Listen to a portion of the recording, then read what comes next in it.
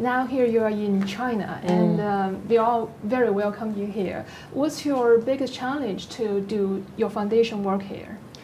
Well, I wouldn't say it's a challenge. I would say the biggest thing about working in China is making sure that we're supporting China's goals. So President Xi Jinping has this huge goal for poverty alleviation. He talks very passionately about it. He did with Bill and me when he was in Seattle in 2015. And we want to support that work, and in addition take those lessons and have China export those lessons to around the world. So everything that China has learned about malaria eradication, where there used to be 60 million cases a year of malaria in China, now there's a few thousand, that amazing research and development, and also the tactics of how you do a real malaria elimination, we want to make sure those lessons are actually moved to China, or moved to Africa, or the amazing things that China has done in agriculture to feed.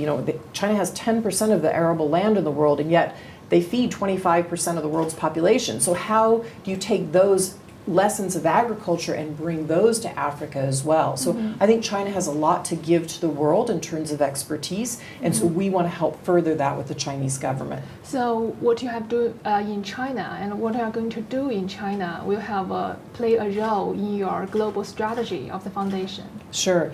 So when Bill was here in March, he signed an MOU with CPAD around poverty alleviation. I signed an MOU yesterday also with NHFPC, and it's around China's poverty alleviation goals. And so we are working specifically on primary health care in some of the most remote rural places here where these 40 million people still live in poverty, but particularly working on young children's nutrition. 10% of the population here is still stunted.